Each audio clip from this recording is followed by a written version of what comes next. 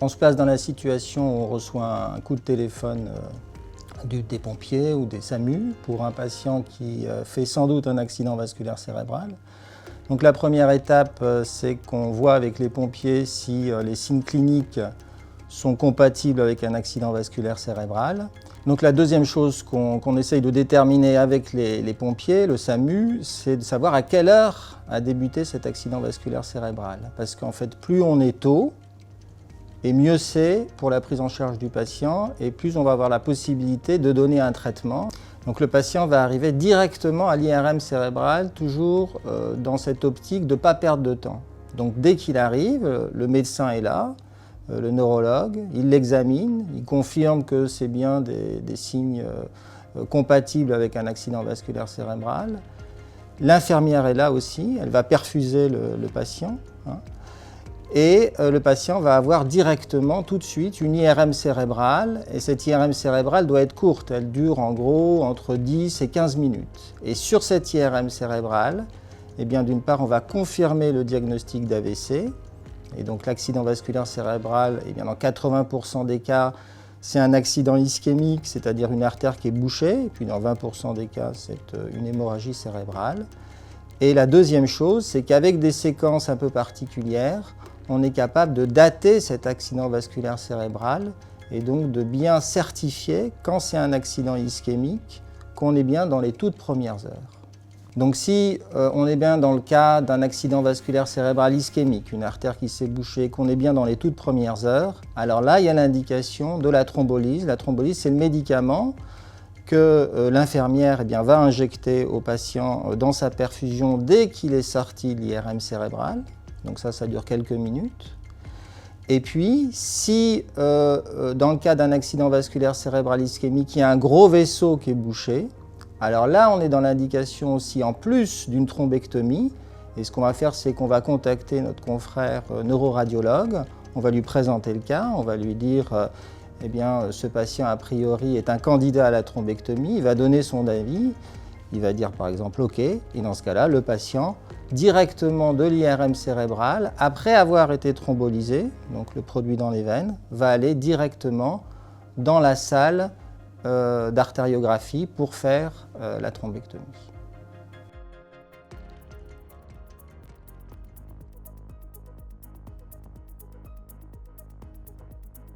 Notre équipe de neuroradiologie interventionnelle est mise en alerte et on fait au maximum pour avoir une salle disponible dans les meilleurs délais pour pouvoir accueillir le patient. Et toute l'équipe est appelée, l'anesthésiste, le médecin neuroradiologue interventionnel, la technicienne de neuroradiologie interventionnelle et un second médecin pour assister le médecin senior. Une thrombectomie mécanique, c'est l'acte d'aller chercher un caillot au sein de la circulation artérielle cérébrale.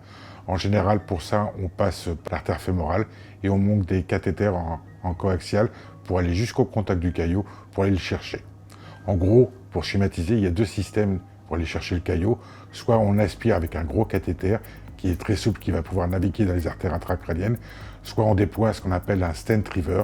C'est un petit objet métallique qui va pouvoir encapsuler le caillot et nous permettre de le retirer de la circulation artérielle cérébrale. Alors la durée de l'intervention est variable. Dans les meilleurs cas, on va parler d'une trentaine de minutes entre le temps où on ponctionne l'artère du pli de laine, l'artère fémorale, et la compression de cette artère qu'on a fait l'intervention. Ça peut aller malheureusement jusqu'à 1h30 quand la navigation est difficile, notamment chez les patients plus âgés ou avec des artères plus tortueuses. Grâce au plateau technique et aux ressources humaines qui sont en nombre, puisque nous sommes 8 praticiens seniors à pouvoir réaliser ce type d'intervention, nous couvrons largement les besoins de la population francilienne du Nord et du Nord-Est qui nous est référée en urgence pour ce type d'intervention, c'est-à-dire la thrombectomie mécanique dans le cadre de l'AVC ischémique.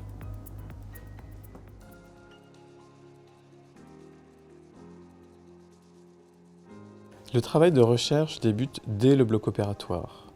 Le neuroradiologue interventionnel récupère le caillot qui bouche l'artère qui est responsable de l'AVC.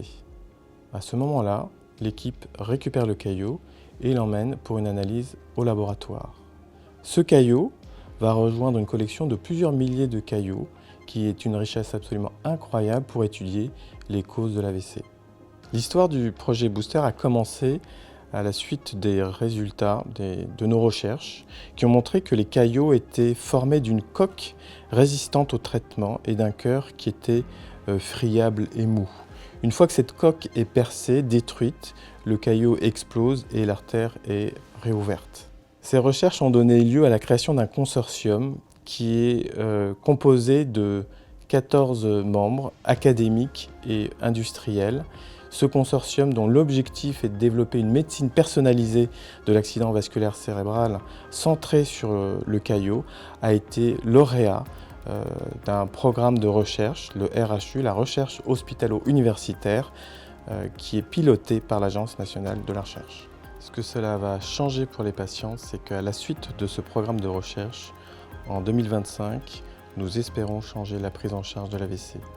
Dès l'ambulance, avec une prise de sang, nous déterminerons s'il y a ou pas un caillot qui bouche une artère du cerveau.